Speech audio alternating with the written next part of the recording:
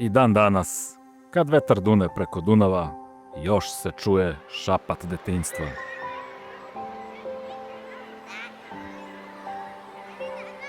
Tamo negde, na obali, u Borovu selu, mali dečak širokog osmeha šutirao je loptu, a zvuk ulubljene limene kapije rodne kuće dobacivao je do nebeskih zvezda.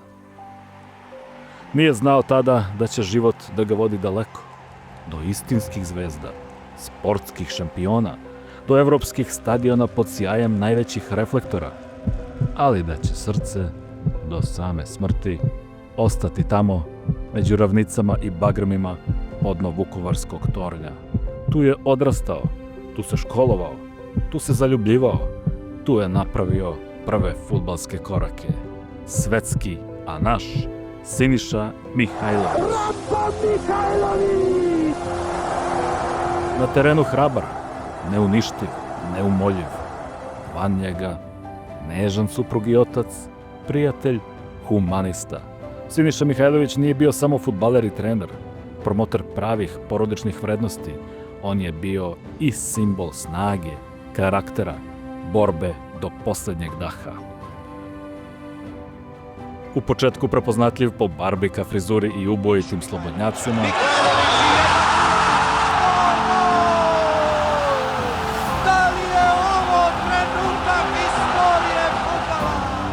kasnije po sportskoj harizmi, a nadasve po ljudskoj veličini, voljeni Miha ostavio je neizbrisiv trag gde god je živeo i radio. U rodnom Borovu, Novom Sadu, Beogradu, ma u čitavoj Srbiji i bivšoj Jugoslaviji, u Italiji, Evropi, svetu. Ovo je serijal o čoveku čija je svaka etapa života za film. Ovo su svi životi Siniše Mihajlovića.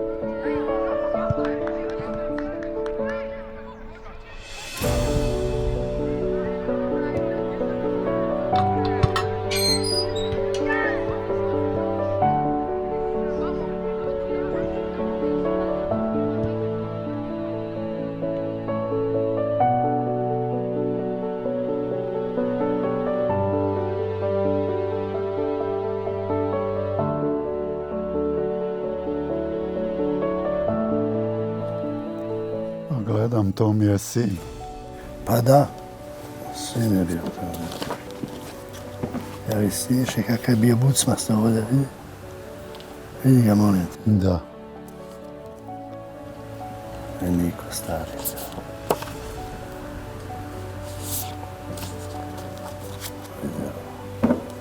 Vidi ovdje. Ovo je Čeda, tvoj komšija. Da.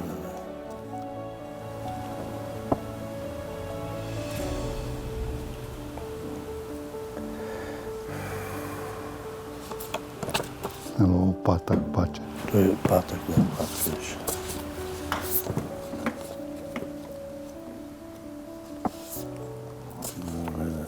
Vidošević i Živković pokojni.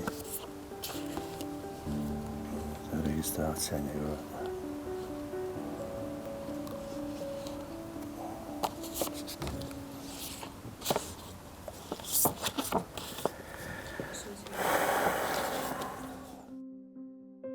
Rođen je 20. februara 69. godine u Vukovaru, gradu koji je, nažalost, postao poznat po razaranjima u ratu na prostoru bivše Jugoslavije. Odrastao je i živeo u obližnjem Borovo naselju, tada zvanom Borovo selu, u radničkoj koloniji u kojoj su uglavnom živele porodice koje su radile u čuvenoj fabrici gume i obuće Borovo. Otac Bogdan bio je vozač kamiona u vukovarskom građevinaru. Majka Viktorija je radila u Borovu u pogonu za preradu guma. Zvali su ga Bogdanov Mali. Po Bogdanov Mali su ga zvali, Miha su ga zvali svi, Miha, ali su ga drugi zvali, komšije njegove i prijatelji su ga zvali Bogdanov Mali. Zato što Bogdan mu je otac i onda je jednostavno imao takav naziv Bogdanov Mali. I kad je počinio i kad je bio pionir i kad je bio junior, uvijek Bogdanov Mali. Da, Bogdanov Mali, da. Bogdanov Mali. Da, dolazio je on. Samo Bogdan je bio nižeg rasta. Dolazio je on na utakmice. Dolazio, da. Stadion. On je inače omiljen lik, pa sjetite se samo 91. ono u Zvezdi s onom kosicom i onim osmijehom. Tako je on izgledao i ovdje. Znači, dobro, nije imao tu frizuricu tada, ali vječiti osmijeh. Znači, ono, kad krene u ovom Borovu, to je malo mjesto, ono, znamo se gotovo svi, ali znači, nema čovjeka koji ga ne pozdravi ili ono, di si, ej. Roditelje sam poznao, mislim majku, jer ona je živa još. I tatu. Tata je bio onako, ono što kaže narodni čovjek, on je bio opušten do kraja. Njemu je, kad je ovo sve ovdje, ratišta, ja znam, i sad oni su živjeli u Novom Sadu. A bila neka kafanica tamo blizu njihove kuće i to tako komšiluk se skupio, jel. Popio po rakijicu dve i odigre možda partiju karti i tako. I sad mene tata pita, jel odeš kod Alavanje? Kao Alavanje njemu bilo kafana za bombona.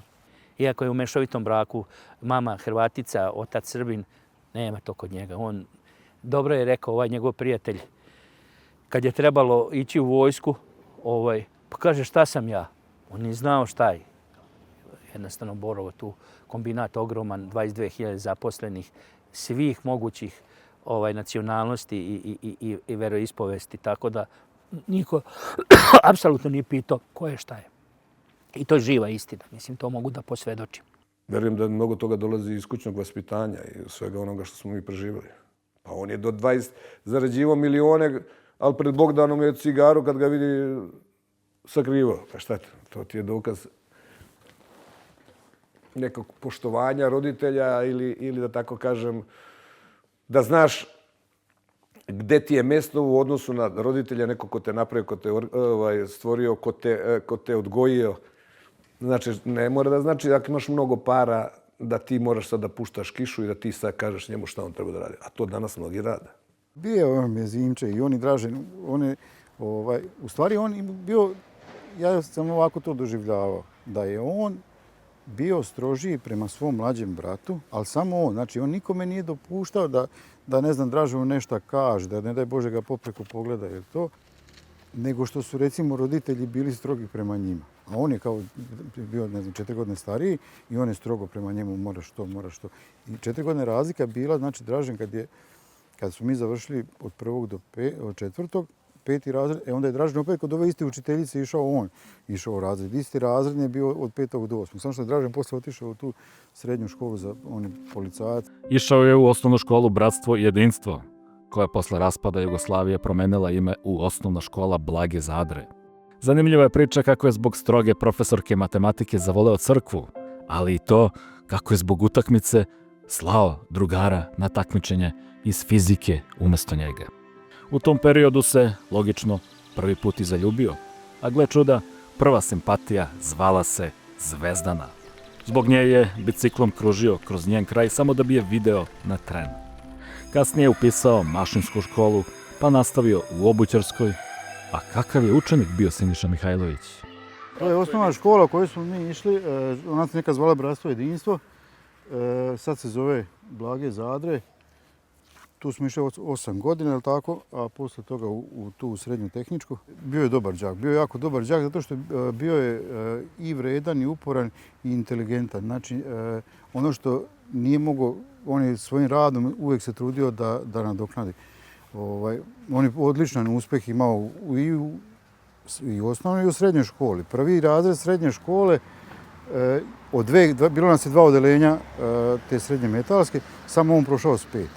Znači niko drugi. On je bio stvarno vredan, uporan i sve je stizao. Znači i trening i škola i tako. I roditelji su ga usmjeravali kao ok, super, igraj ti, ali škola je najbitnija. Kao škola je na prvom mjestu. Završi ti školu pa kao onda dalje.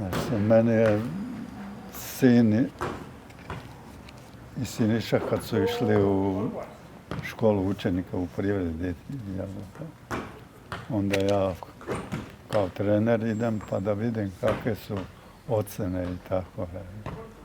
Onda kad dođem kući, žena kritiku kaže, ideš tuđoj deci da pitaš kako stoje u školi, a ne pitaš za svog. A isto su igrali, zajedno su igrali. To smo bili u 8. razredu osnovne škole na ekskurziji, mislim u Dubrovniku. Negdje na moru jeste sigurno, sad mislim da je Dubrovnik bio. To smo nas dvojica. Neko nas uhvatio, u to vrijeme bila samo crno-bele fotografije. Smena 8, onaj ruski aparat. Da vam kažem, bio popularan, omiljen bio i tada već u školi, u razredu i recimo jedna zanimljiva priča. Njegovi, imali smo one spomenare, kao simpatije, ovo ono. I sad on je nekako i prednjačio u tome, bio najpopularniji. Najčešće se njegovo ime spominjalo u toj rubrici kao simpatija. I sad bila jedna devojka, jel? Mi smo se bili zagledali u nju, nas više, između ostalih i on i ja. I sad ukrademo mi njen taj spomenar. Dođemo nekako do njega. I sad ja onako otvaram stranice i sad gledam čije će ime pisat na ono simpatija, jel? I ono piše Siniša, rekao to. Kad ja malo dalje otvorim stranicu, Mihajlović Siniša, rekao ništa od toga. Jedan simpatičan mladić, mogo si s njim da... Volio je, da. Volio se družiti i tako. Kad dođe na teren, ko da je drugi čovjek. Posebno je volio svoju kosu i uvijek je zavlačio ruku. Obožavao Ivo Andrića, sad kad gledam ovu seriju Nobelovac, odmah se prisjetim. On je, znači, sve knjige Ive Andrića pročito. Voleo je, da kažem, i tu literaturu. Nije volio matematiku. Evo, to mu je bilo. To je bilo, valjda, jedina stvar u kojoj sam bio bolji od njega u matematici. Da. Pa u matematiku on prepisivao od mene. I sjećam se da je jedanput baš ta profesorica Penavin izvela mene. Ja sam bio B razred, on A, i ona mene izvede na tablu i da ja rešim neki zadatak i ja rešim zadatak.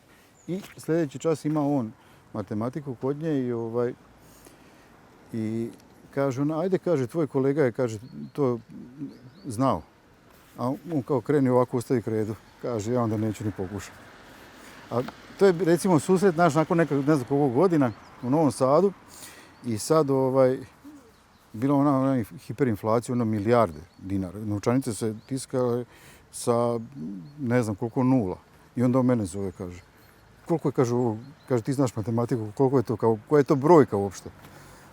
Njemu je ostalo u pamćenju da sam ja kao bio dobar u matematici, a naravno nama je ostalo svima sve ostalo njegovo pamćenje. Nije, pa bio je on dobar đak. Nije on imao problema što se škole tiče. Ja kad sam trenirao mlade, ja sam od njih tražio 3 stvari. Da škola im bude na prvom mjestu. Na drugom mjestu, rekao sam, nema šanse neko da zapali cigaretu. Dok ne navrešiš, budeš punoletan. I nema šanse da piješ alkohol. Da piješ alkohol, ja danas... Ja nisam, razliku od trenera. Da, ja recimo nikad nisam zapalio cigaretu ni popio kavu. Ali nekada posle utakmice, ako se pobedi, onda malo proslavimo. Od radosti, a bilo je i od tuge da se nacugamo ako izgubimo. Tako da je bilo i tih stvari. A oče to se, znači škola je na prvom bilo mjestu i to puno sada tih igrača koje sam ja trenirao, oni danas ne puše, ne piju kavu, a to ako popije jedno pivo, ono možda popiješ. Znači to je bilo osnovno na neki način za igrača. Kad igra klikere pa se ovako sagne i ovako udara i onda mu sve ovako ostane na ruci tragovi od one, a onda smo pravili one kao rupe i početni udarac treba prvo ubaciti u rupu, jel? pa ne znam, one klikere velike, pa da je lakše gađat, pa ne znam. Ja u tome bio najbolji, to je sve klikerovno bio.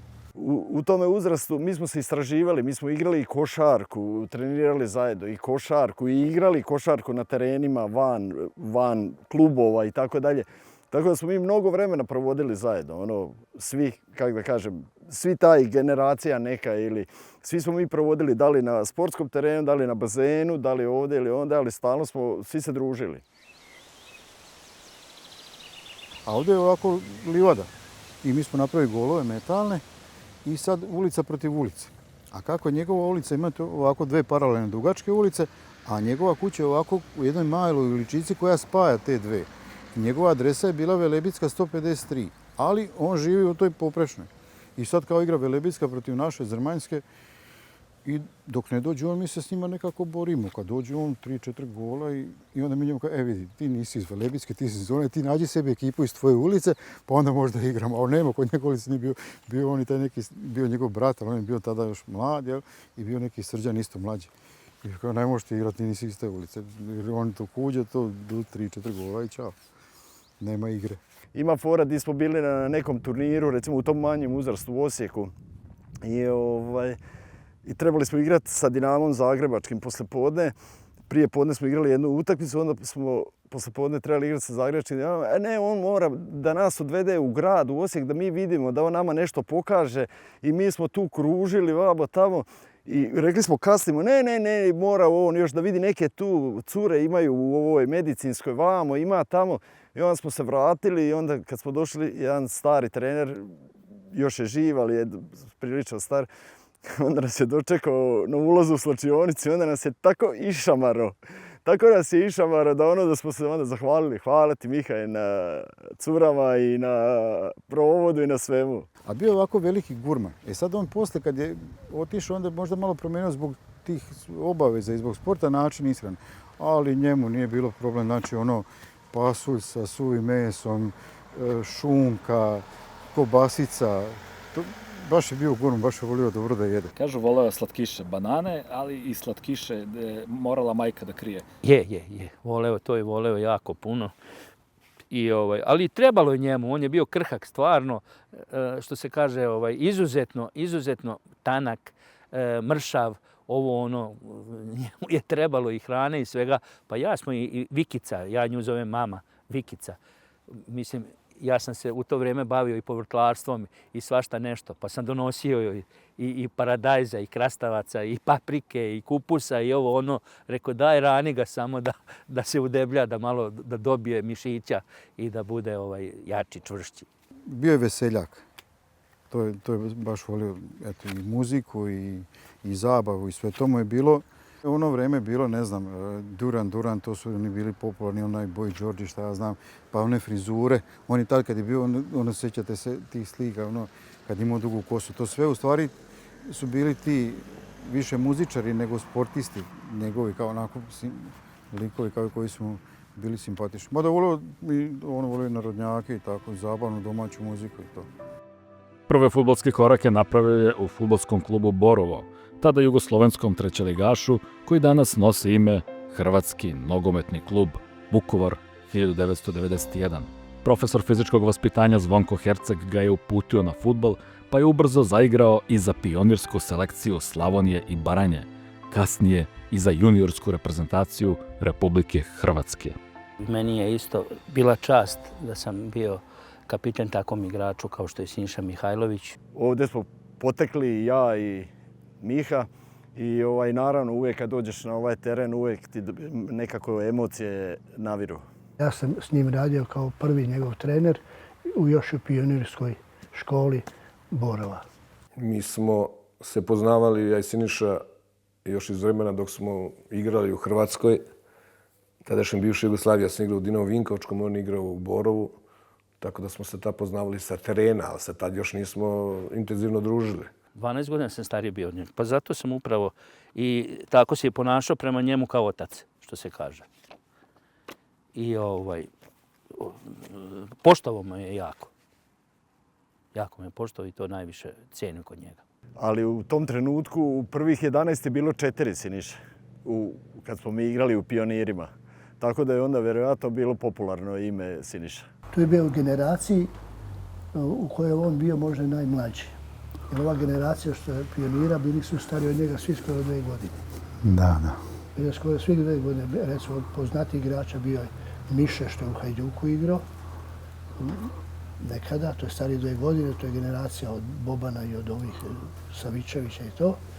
Ali Miha se tako ponašao poslije kraćeg vremena, ponašao kao da je on, Da, glavni, kao da. da je on glavni igrač.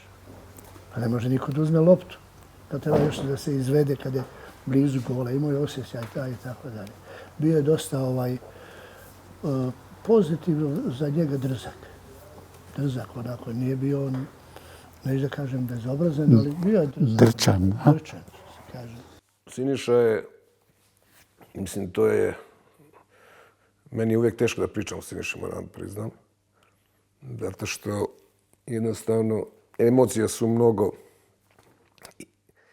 jake i dan danas. Ja ću krenuti od prve utakmice njegove koje je odigrao 1986. godine u 6. mjesecu. Hrvatska liga je bila u pitanju. To je bila utakmica u Belom Manastiru, Sparta Borovo 1:1. Evo, imam i taj isečak, bod ravan pobjedi. On je dao gol u Mihajlović u 62. minuti, gubili smo 1:0 i to nam je bilo dovoljno da se borimo do posljednjeg kola za ulazak u 2. ligu Zapad. Međutim, nismo ušli, nažalost, spletom okolnosti, ali jednostavno, kad je pisana knjiga Božja levica, ja sam jedini imao mogućnost da gospodinu Miši Gavriloviću ovo dam i da on to stavi u tu knjigu, pošto je to stvarno zaista za njega, Sinišu, bilo nesvakidašnje da u 16,5-17 godina zaigra za prvi tim. Sjećam se, mi smo imali neke prijateljske utakmice. Ja sam tad bio Dinamo Vinkovac koji je bio prvoligaš, a on je igrao u Borovu koja je bila 3. liga, ali tadašnja 3. liga je bilo mnogo jača nego što je sada. Mogu da kažem slobodno da je to bila kao naša današnja 2. liga, možda čak i jače. On je tad imao neki 17 godina, 16,5-17 godina, ali tad se vidjelo da je pre svega to suvi kvalitet, ta njegova leva noga, pa taj slobodnjak koji isto tada imao, trka, bezobrazluk. Sve je to bilo nešto što je ukazivalo da će to da bude jednog dana veliki igrač, da ima veliki potencijal. Da, sjećam se jedne utakmice kao junior.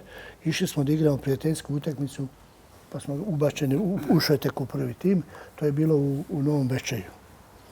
Novom Bečeju, Novi Bečej trenirao Josip Pirmer, bivši igrač Partizana, Sepika.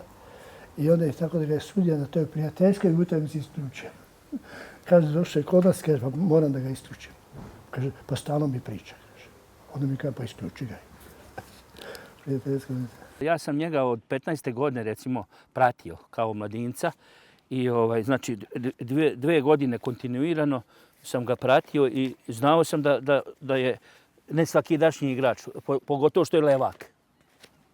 Levak je i uvijek su levaci koji su izraziti levaci bili cijenjeni na tim utakmicama. Iz početka je on igrao, međutim nije ga niko ozbiljno shvatao. Svi su mislili klinjo, šta će on stavi loptu na 20 metara, 40 metara, a ja znam da će to biti bomba. Znači, sa 17 godina već je se usuđivao, samopouzdanje imao da šutira te slobodne udarce. I evo, pao i lider. Borovo Sparta kod nas, to je sad revanš, evo ga. Igrač utakmice Siniša Mihajlović. Strelac Mihajlović u 48 minuti za Borovo. Znači, gol. Borovčani spretniji. Spačva Borovo 2:1. Strelac Mihajlović u 40 minuti rešio utakmicu 0:1. To je sve to te 2006. 86. 87. Znači, to su sve njegovi prvi koraci. Igrač utakmice Siniša Mihajlović. Pazite, 4 prve utakmice, on je 3 puta igrač utakmice. Igrač utakmice Siniša Mihajlović. Dobro, ja sam bio tu fin za kvalifikacije u 2. ligi. Ja sam uvijek bio apostrofiran. Neophodno iskustvo, Savo Prodanović, desni bek neka Borova. Evo, slika, nema njega još nigde tu. Naravno, mi stariji, Baketa iz Osijeka, ja smo bili u prvom planu. On je polako nadolazio, ali evo ga. Siniša Mihajlović, Borovo Olimpija. Znači, 5 utakmica za redom strelac, igrač utakmice. Srce sve može. svugde, evo Borovo jedinstvo, igrač utakmice Siniša Mihajlović. Znači ne izmišljam. Pogledaj, Siniša Mihajlović, ako možeš približiti. Borovo jedinstvo 5-2, 2 gola je dao Siniša Mihajlović. Znači, gro 21. kolo, 22. 23. Nokaut za pola sata, Belišće Borovo 3-2 opet. Siniša Mihajlović strelac. Znači, na svakoj utakmici je dao te polusezone, to je bila već 87. godina. Evo ga, to je posljednje kolo, igrač utakmice Siniša Mihajlović. Vidite. Znači, ja imam jedino te sečke kad je on počinio karijeru i tu prvu sezonu gdje je bio 5-6 puta igrač utakmice. Ja ovo kad sam mu pokazao, on je jednostavno sto prenamažen. Kaže, pa da li je moguće da ti to imaš? Radnik. Rudar, veliki radnik. To je ono što je možda milionima igrača nedostaje taj jedan moment u nekoj fudbalskoj karijeri, ali on je to stvarno rudarski krenio, radio i na kraju ostvario. O ostvarenju ne mora niko reći ni jednu reč. Siniša je znao šta hoće. Siniša je bio pobednik. To je dokazivao i na treningu i na utakmici. Tako je živeo, tako je radio i tako mu se vratilo. Tako. Znači, veliki pobednik, veliki radnik, veliki profesionalac. I uvek je znao šta hoće. Jako brzo se uklopio među ove starije igrače u kojima je bilo dosta kvalitetnih igrača. Sad gledamo ovdje na ovoj slici, puno njih je bilo koji su onda nagoveštavali da bi mogli da budu igrači. Ali nažalost, sticajem okolnosti nisu to uspjeli svi. Par igrača uspjelo, pored Mihe to je bio Miše, Sanković, Siniša i još Patković, Saša i tako još par igrača koji su bili. A i naš Siniša Lazić je bio odličan igrač, međutim, on je malo drugačiji bio tip od Siniše. I tako, sad da kažem. Neću da ga kritikujem, ali bio je dobar igrač. Evo, to je ta fotografija, najznačajnija za njegovu karijeru, kad je on započeo da igra. To je sa te prve utakmice. Šparta Beli Manastir i Borovo. I imam još jednu manju, evo to je, mislim da je to ova, jeste, evo je. Evo što je Zlin, čekoslovački prvoligaš. Mi smo imali s njima dobre odnose i evo ga Siniša isto tu protiv češkog prvoligaša, isto sa 17 godina. Evo, ja sam tu kapiten opet.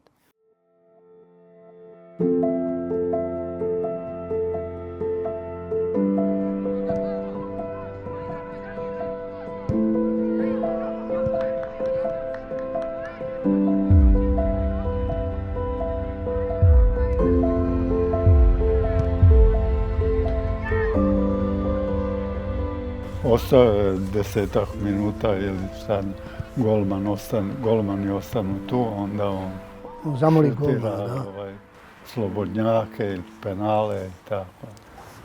Inače kad izlazi odavde iz svlačionice, nosi loptu sa sobom i ovdje izbaci do out linije i odmah na gol. Pa nemoj Miha, pa nisi još zagrijavan. To je njegovo igro. Voleo da trenira, bio je čudo. Čudo je. Mi smo znali svi, evo, posle treninga, tu vam je bazen i sa bazena stojimo, zezamo se, pričamo, skačemo. A ovdje postavljeni 23 lopti i do besvesti. Dok smo mi već i vikali sa bazena, ajde čovječe, ajde. Ali ne, to je on. To je on i to ne može mu niko uzeti. Poslije svakog treninga je uvijek 10-15 minuta, 20, pola sata ostao. Da se mi razumemo, šut je nešto što je obilježilo Mihu, ali ima tu još puno stvari koje njega krase i znače. Znate, ne možete samo uzeti pa kao, imao je šut, to je to. Ne može se samo sa šutom igrati. Ima je tu i drugi stvari, ima tu i do pameti, inteligencije i svega ostalog, znate. Oni odu na bazen, ima tamo restoran, jedan lijep odmah 50 metara od stadiona. Oni piju pivce, on šutira slobodne udarce, a ovi viču, pa jesi ti normalno, jesi ti lud, Međutim, on je tako, nema. Bez rada jednostavno to je. Recimo zimi, kad je bila pauza, tamo mi imamo jedan aerodrom na pomoćnom terenu, Rio se zove. Onda ja s njim po snijegu, dubokom snijegu, znači ture, footing, ovo ono, trčimo. Znači, nema priprema. Uoči priprema moramo biti spremni. Ja mu samo kažem, Siniša, moraš biti spreman kad dođeš na prvi trening kao da si već završio pripreme. I tako je bilo. Moji su klinci bili mali, 1, 2, 2, 3 godine, jedan, drugi, isto tako. Kad je on započinio da igra i kad smo se to družili, već počeli, onda je on njih dvojicu. Znači, stavi gore na ramena, pa ima sigurno kilometar jedan od stadiona do mog stana u Borovu naselju, a njegova je kuća još možda u produžetku 1 kilometar. Znači, on je od stadiona do mog stana njih nosio jedan dan jednog, drugi dan drugog, gore onako, znaš, noge. I, znači, na sve moguće načine sam forsirao da, pošto je bio krhak dosta, bio je fizički slab, prsa slaba, noge tanke, ovo ono, i ja sam vidio šta mu nedostaje, jednostavno. I onda sam nastojao da to što prije on nadoknadi. Za njega nije bio teren kao teren samo ovo ovdje, ovaj zeleni, gdje on pokazivao svoje znanje ili radio upornost, trudio se da što više. On je gdje god da smo bili, on je stalno probavao. On je uvijek probavao. I tako da njemu nije bitno mjesto gdje se nalazi. Znači, on je pronalazio uvijek priliku di može nešto da udari. Bili smo na pripravi na otoku Braču. Tamo smo bili, on je bio tamo isto. Uvijek je bio među prvima na treningu. Footing je bio, pa sam bio mlađi od kolege Popovića. Ja sam bio taj koji je išao ujutro na footing da trčim s njima. Jer sam mogao da trčim, još uvijek on nije mogao. Mogao je, ali ja sam bio mlađi, kada aj ti s njima ide. I onda sam išao tako i ujutru već u 7 sati mi se vraćamo na doručak i tako, bilo je super je bilo. Ali ima, znate, on nije bio ovakav kakav je sada, mislim kakav je bio, visok, tako, snažan. On je bio izrazito mali, nizak. Ali kad igraš u gostima ili nešto i onda kad pogleda u čovjeka od 2 metra i ovaj mu nešto preti, on okrene se i pljune ga. Znaš, 10 igrača odseku ti se noge, ali on to prođe kao... Sjećam se jedne situacije kada je u pitanju Miha što se tiče njegovih emocija, samo da znate, on je bio dosta emotivan. Utakmica je bila sa slogom u Vukovaru, kup, pioniri kup je bio. I izvodili su se penali i njegov penal je odlučivao da ostanemo u igri. I on je preko gola šutnuo loptu. Nismo ga mogli smiriti 2 sata. Pa smo upravo na ovaj dom tehnike, bio je tamo restoran, zamolio sam predsjednika sam zamolio da odobri račun da odem s njima da pojedu ćevape. Dojedu ćevapa, ali bez noža, da se ne bi isekli to sve skupa. I oni su čutali, jeli su te ćevape, ali su bili jako, jako tužni, a on posebno, on je plakao cijelo vrijeme. A kada nije bio u školi, kada nije imao utakmice i treninge, danonoćno je šutirao loptu u limenu kapiju rodne kuće.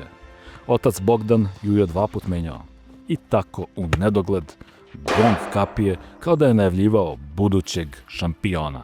U ovoj kući u kojoj je živio Siniša Mihajlović, ovo je ta čuvena kapija u kojoj on šutirao i koji više puta njegov pokojni otac Bogdan morao popravljati i koja je bila iskrivljena, onako skroz udubljena od udaraca lopte. Sad je kuća renovirana, drugi ljudi tu žive. Kući je limena kapija, udara neprestanko se punom nogom, to zveči na sve strane. Mama, tata, borba je bila s njim. Tako da on kad vidi loptu, znači odmah se tu situacija mi... Jesu ovi golovi bili i tada? Ovi su golovi bili. Sad, recimo, daleko je da odemo do tamo. Mi idemo isto tako, prođemo kroz tu rupu na ogradi i prolazimo. I igraju djeca fudbal i lopta dođe, sad on će vratiti kao njima da nastavi igrati. I sad kako je ovo je sad kao igralište. Ovdje je gol, lopta je ovdje. I sad treba lopta odavde da uđe. I on, pošto je levak, on kaže sad će dati gol. I on onda udari loptu ovako levom nogom, ona padne tu ispred gola i kako on da onu rotaciju, ona cap, uđe u gol. Felš. A ovi golovi, je li tu šutirao možda penale, slobodne udarce? To smo igrali, pa to je bilo to kao školsko igralište i normalno kao na fizičkom i to se igralo, ali to nije bilo nikakvih bilo neke možda takmičenja između škola i to. Mislim, što se toga tiče, nije on slučajno najbolji izvođač slobodnih udaraca u Italiji svih vremena, kad uzmemo ko je sve tamo igrao, nije to slučaj. On je znao milione šuteva udariti. Mi smo znali otići u to vrijeme kako je Borovo bio kao neki ovdje centralni klub, pa smo znali prijateljske utakmice igrati sa ovim niže rangiranim klubovima i sve. I onda dođete negdje u neko selo srijedom kad se prijateljska igra. Znači on uzme 2-3 lopte, udari sa 23 metara i ideš kući, to je to. Dobre igre u Borovu došle su na naplatu. Prvi novac zarađen od fudbala, tadašnjih 500 švajcarskih franaka, doneo je roditeljima u kuću, a oni su mu od manjeg dela kupili jaknu, a ostatak potrošili na brodski pod u dnevnoj sobi. A onda usledila je mogućnost da se napusti Borovo i zaradi prvi novac od velikog transfera. Usledila je proba u zagrebačkom Dinamu kod Miroslava Ćire Blaževića. Međutim, Miha je odbio stipendijski ugovor na Maksimiru, pa zbog toga nije bio deo omladinske reprezentacije Jugoslavije, koja je 1987. godine osvojila svetsko prvenstvo u Čileu pod komandom hrvatskog trenera Mirka Jozića. Ali toga je koštalo neodlaska na svetsko prvenstvo u Čile? Jest. Sa ovom mladom stacijom je igrao sve utakmice u pripremnom periodu i u tom razdoblju i onda su ga kao kaznili zbog toga što nije otišao u Dinamo. Igrao je za omladinsku reprezentaciju Hrvatske, međutim on se isto tako po priči, on se nije svidio Ćiri Blaževiću, što me čudi, jer Ćiro je stari maher, ima nos i sve skupa i to je dobro došlo Vojvodini i Zvezdi. Pa inače mi smo kao Borovo, Vukovar više gravitirali prema Beogradu nego prema Zagrebu. Tako da svi smo više volili da pređe u Vojvodinu i Zvezdu nego u Dinamo. Ostala je žal. Do kraja života je to žalju što nije odigrao u Čileu to prvenstvo, jer su osvojili prvo mjesto. Jel? I to mu fali, to mu je falilo. I Boban, i Šuker, i svi su igrali, i on je igrao s njima svima i jednostavno, eto, sam na tom svjetskom prvenstvu nije bio. Gledajte, on je tada otišao u Dinamo na probu i bio je sa drugom ekipom, su išli negdje u Stuttgart na neki turnir i on je tamo bio prvi strelac i prvi najbolji igrač turnira. Međutim, kad su se vratili u Zagreb, Ćiro Blažević je tad bio trener i on mu je rekao te sezone su doveli prilično velika povećanja, Čava Dimitrijević, Radmilo Mihajlović i tako dalje i rekao je da teško da on tu nešto može da se vrati u Borovo i da još jednu godinu dana da sazri pa će onda oni biti. On je imao mnogo poziva, ne samo iz Vojvodine, nego je bilo tu i Dinamo Zagrebački, to je još Ćira bio trener, ali on traže da se ošiša, on je hteo. Nisu se dogovorili, kao ima takvih igrača dovoljno i onda je on baš iz inata. Isto opet naš čovjek odavde iz našeg kraja, igrač Borova, Miša Kosanović, tad sportski direktor Vojvodine, jedan dan došao i sve i dogovorio i Siniša sa velikim zadovoljstvom je otišao u Novi Sad. I bilo nam je drago. Više smo volili što je otišao u Novi Sad nego da je otišao u Zvezdu, verujte. On je imao prije nego što kad je dolazio u Vojvodinu već je imao dobar šut. Imao je jako dobar šut, ali ja znam da je u tom periodu negdje imao neki problem sa preponama. I preporučivalo mu se da se operiše i tako dalje, međutim on nije htio. I onda je on radio na snazi i na milion trbušni, na milion ovi oni. I tako da mislim da je to jedan dobar, kako da kažem, uvod u taj šut. Pa i prva utakmica kad je igrao za Vojvodinu i na prvoj utakmici odmah je spustio sve. Odmah je rekao to sam ja. Dao je gol 1-0 i Vojvodina je pobedila. Mihajlović. Još uvijek Mihajlović.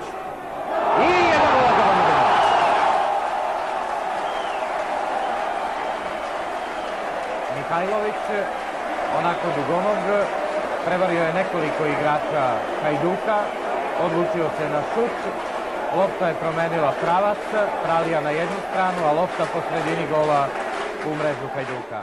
Igrao je skupa sa Milosom Šestićem, on je njega izuzetno poštovao, dok ove ostale igrače on je cenio, ali nije zazirao da im kaže ako treba nešto i ovako. Kažem, bio je prgav, ali nije bio da je bio pokvaran, da nije volio čoveka i tako dalje. Jer to moraš malo, te drskosti moraš imati u fudbalu, jer ako to nemaš, ne možeš. Ali smo istoga dana došli u Vojvodinu, Novi Sad. Eto, putevi su nam se nekako spojili u Novom Sadu.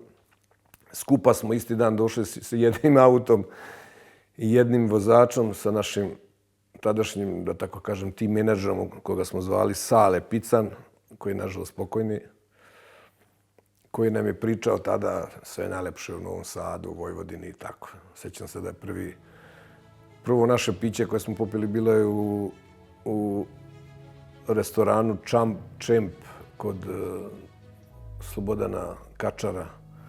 Tako, to su neke uspomene koje i posle toliko godina ne blede. Tačno znam šta smo imali na sebi. Tako je počelo, a ostalo je sve, da tako kažem, istorija. Topovski udarac u magiji slobodnjaka. Srce vođe. Mihajlović je ostavio neizbrisiv trag u fudbalu. Od Novog Sada, preko Beograda, do Rima, Đenove i Milana. Od Vojvodine i Crvene zvezde do Rome, Sampdorije, Lacija i Intera. Svuda je ostavio isti pečat, strast i borbu. Ali njegova najveća utakmica bila je ona izvan stadiona. U sljedećoj epizodi serijala Svi životi Siniše Mihajlovića gledajte iz Borova u istoriju Vojvodine i Crvene zvezde.